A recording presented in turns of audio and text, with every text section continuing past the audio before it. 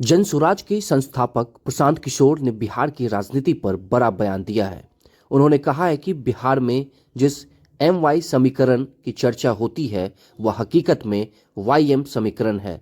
यादव समाज के उम्मीदवार जहां खड़े होते हैं, मुसलमान वोट डर की वजह से उनके साथ जाते हैं, लेकिन जहां मुस्लिम उम्मीदवार खड़ा होता है वहां यादव या अन्य समाज का वोट नहीं मिलता।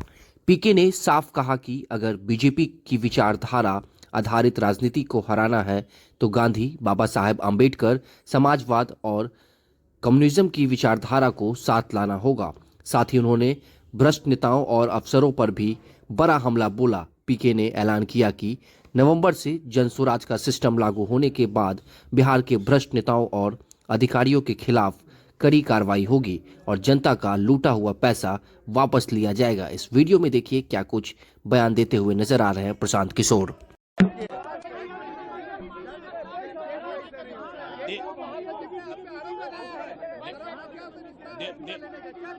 दिलीप जायसवाल को सबसे पहले प्रशांत किशोर ने अटैक किया।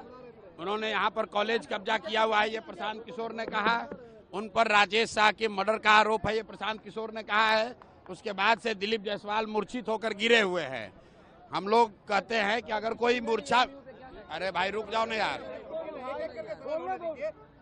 कोई मूर्छित आदमी है तो उस पर क्या अटैक करें। अब मूर्छा से जगेंगे तो उन पर फिर अटैक होगा। जो भी ये बात दिलीप जायसवाल की और मंगल पांडे की नहीं है। बिहार में जो भी नेता और अफसर जिन्होंने भ्रष्टाचार किया है, गलत किया है, वो अगर जनसुराज की नवंबर में जब व्यवस्था बनेगी तो उन 100 बड़े भ्रष्ट नेताओं और अफसरों के खिलाफ कार्रवाई होगी।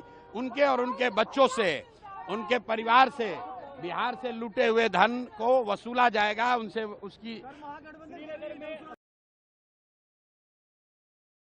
के तहत जो पार्टियां अभी तक राजनीति करती आई है, इस बार का वो जो भ्रम है भाई कहाँ MY समीकरण है। MY समीकरण अगर होता तो 40 मुसलमान विधायक होते। आप मुझे बताइए बिहार से कितने मुस्लिम MP जीत कर गए हैं। समीकरण में तो रोज कैमरे पर कहता हूँ, समीकरण MY नहीं है, YM है। जहाँ Y समाज के लोग खड़े होते हैं वहाँ मुसलमान उनको वोट देता है डर के मारे। जहाँ मुसलमान खड़ा होता है वहाँ Y समाज के लोग या फॉर दैट मैटर कोई भी उनके साथ जो रहेगा वो वोट नहीं देता है। आधा लोग हिंदू बनकर वोट देता है भाजपा को।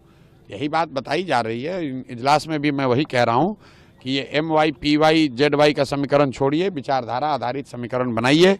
आज़ादी की लड़ाई जिस समीकरण ने लड़ी थी, गांधी के मानने वाले लोग, बाबा साहब के मानने वाले लोग, कम्युनिस्ट और समाजवादी विचारधारा के लोग, ये 4 विचारधारा के मानने वाले लोग जब मुसलमानों के साथ मिलकर उन्होंने लड़ाई लड़ी तब देश को आज़ादी मिली।